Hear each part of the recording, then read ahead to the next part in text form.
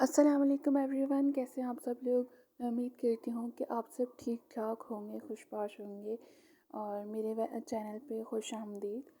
और यहाँ पे अभी मैं यूनी जा रही थी जल्दी जल्दी क्योंकि मुझे काफ़ी लेट हो गया था। और 2 दिन से मैं ब्लॉग इसलिए अपलोड नहीं कर रही थी क्योंकि मेरी तबीयत बिल्कुल भी ठीक नहीं थी।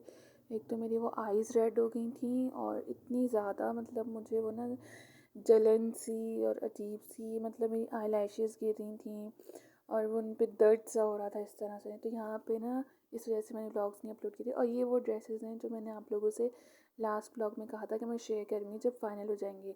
और वीडियो को मैंने इसीलिए फास्ट फॉरवर्ड पे किया था क्योंकि मेरी तबीयत बिल्कुल भी अभी भी ठीक नहीं है। तो मैंने कहा चलो छोटा सा व्लॉग बना के अपलोड कर देती हूँ, बट कर देती हूँ। तो ये फाइनल ड्रेसेस थे और बस ये आप देख लें, यही फाइनल थे और कुछ रहते हैं अभी, वो भी इंशाल्लाह मैं आपसे शेयर करूँगी। और मैं मतलब मैं कोशिश करती हूँ कि मैं व्लॉग अच्छा बनाऊँ, बट अभी मुझे लगता है उतना अच्छा बन नहीं रहा। अपनी तरफ से तो मैं बहुत वो कर रही हूँ कि अच्छा हो जाए, लेकिन हो नहीं रहा। यहाँ पे मैं घर जा रही थी वापस, तो मैंने वीडियो को फास्ट फॉरवर्ड ही रखा है पूरे उसमें व्लॉग में। और हम लोग काफ़ी वैसे भी जल्दी जल्दी जा रहे थे क्योंकि लेट हो गया था काफ़ी। घर से कॉल्स भी आई थी कि कब पहुँचेंगे कब पहुँचेंगे।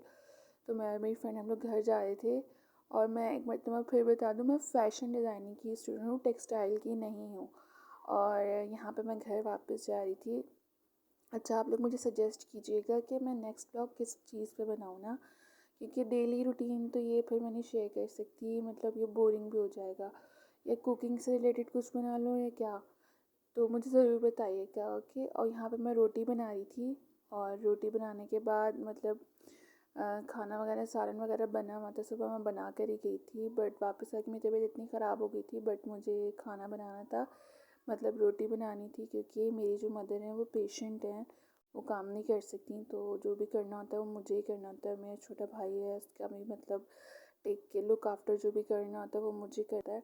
और घर का ज़्यादा काम जो है वो मेरे पे है। और इसीलिए मैंने फ़ैशन डिज़ाइनिंग को चूज़ किया था, बट वो भी काफ़ी हार्ड है, काफ़ी डिफ़िकल्ट है। और यहाँ पे रोटी जो है वो हमारी बन गई थी। और दूसरा ये कि मैं सोच रही थी कि मैं कुकिंग चैनल बनाऊंगी, बट कुकिंग का मैंने सुना है कि उसमें मतलब मैस बहुत क्रिएट हो जाता है, तो इसलिए मैं कुकिंग का वो चैनल नहीं बना रही थी। इसलिए मैंने व्लॉगिंग बना ली। तो व्लॉगिंग मुझे ईजी लगा है, बट अब मुझे समझ नहीं आ रहा मैं इसको शॉर्ट में डालूँ कि लॉन्ग में डालूँ। तो मैं सोच रही हूँ कि इस वाले व्लॉग को मैं शॉर्ट में डाल दूँगी क्योंकि इसमें मैंने वीडियो को सारा फास्ट फॉरवर्ड कर दिया है। तो बट अभी इतने मतलब सब्सक्राइबर्स तो हैं ही नहीं, लेकिन लोग भी अभी इतने मुझे देख नहीं रहे ना। तो जब इंशाल्लाह मुझे देखेंगे तब मैं बड़े व्लॉग्स भी बनाऊंगी और फिर मैं जगह भी एक्सप्लोर करूँगी। अभी भी हमारा बहुत सारी जगहों पे आना जाना होता है, बट इंशाल्लाह मैं कवर करने की कोशिश करूँगी।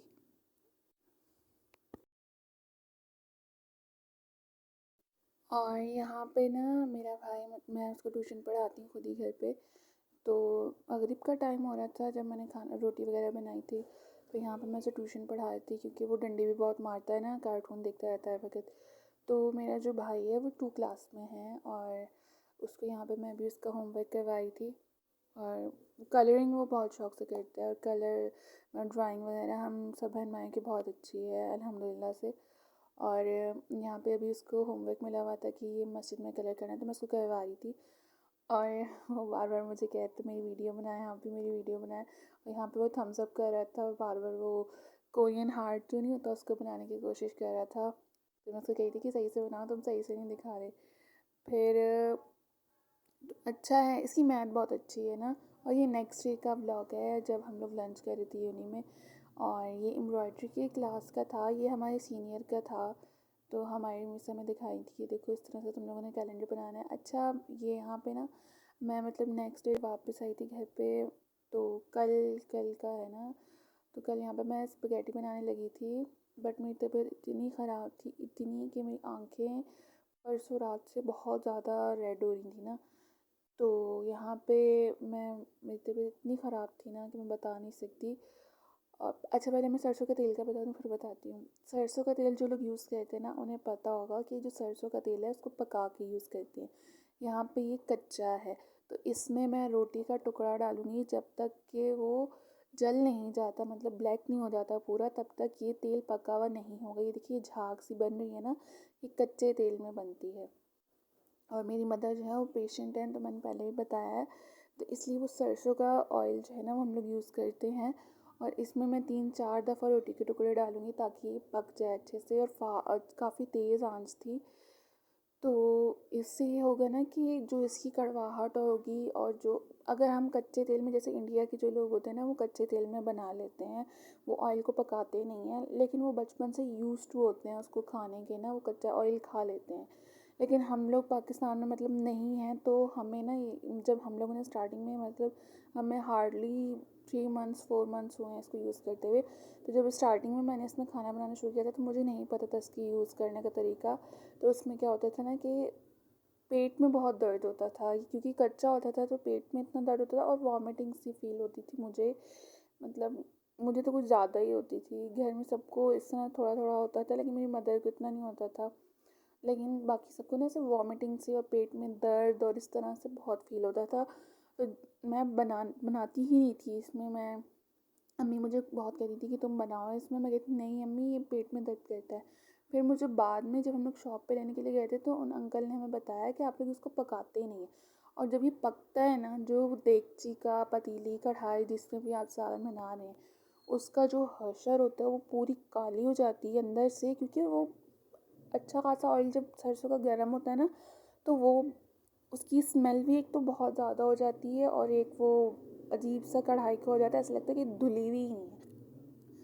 अभी ये मैंने आप लोगों के सामने कढ़ाई रखी थी तो ये कितनी साफ़ थी। अभी मैं दिखाती हूँ कि इसका ऐसा क्या हो गया होगा। यहाँ पर मैं चिकन वॉश कर रही थी, और ये फास्ट फॉरवर्ड पे भी रखी हुई है मैंने वीडियो, क्योंकि मेरी तबीयत भी अब अभी भी ठीक नहीं है।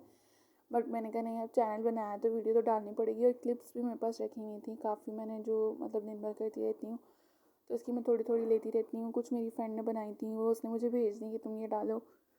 तो बाकी इंशाल्लाह। और हाँ, यहाँ पे मैं चिकन को वॉश करी थी, और इसमें मैं नमक और सिरका डालूँगी। नमक से होगा कि सारा ब्लड निकल आएगा, और सिरके से ये होगा कि जो गोश्त है वो टूटता नहीं है और इस तरह रेशा रेशा नहीं होता। तो यहाँ पे मैंने इसको पानी में डाल के 10-15 मिनट के लिए रखा था।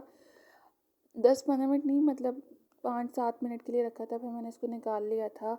और जो कढ़ाई का हशर होगा ना, मैं दिखाती हूँ अपने। यहाँ पे भी मैं ज़ीरा डाली थी, ये देखिए ये बाहर से भी इस तरह से हो जाती है और अंदर से भी ना सब ब्राउन हो जाती है। बट ये है कि फिर ऑयल में बिल्कुल भी किसी भी ऑयल की स्मेल नहीं आएगी। जब सरसों का तेल पक जाता है ना, तो उसमें फील ही नहीं होता कि ऑयल में पका हुआ है, ऐसा लगता है पानी में पका हुआ है। और इतना मतलब अच्छा वो बिल्कुल ऐसे लगता है कि कैनोला ऑयल में जैसे हम लोग पकाते हैं ना, वैसा वाला आता है। तो यहाँ पे इसका कलर ऑयल का अगर आप लोग देख सकें तो देख लें कि बिल्कुल चेंज हो गया है। बिल्कुल ऐसे वो जब दूसरा कच्चा तेल होता है ना तो उसमें नज़र ही नहीं आ रहा होता कुछ। बट जब ये पक जाता है तो इस तरह से ये थोड़ा येलो गोल्डन मस्टर्ड इस तरह से हो जाता है। और यहाँ पे मैं प्याज ब्राउन कर रही थी, और ये अचार गोश्त का मसाला डाल के मैंने बनाई थी, क्योंकि मेरी तबीयत ठीक नहीं थी। तो जो सॉसेस वगैरह थी मैंने कुछ भी नहीं डाला था, बस मैंने यही डाल डाल के बनाई थी।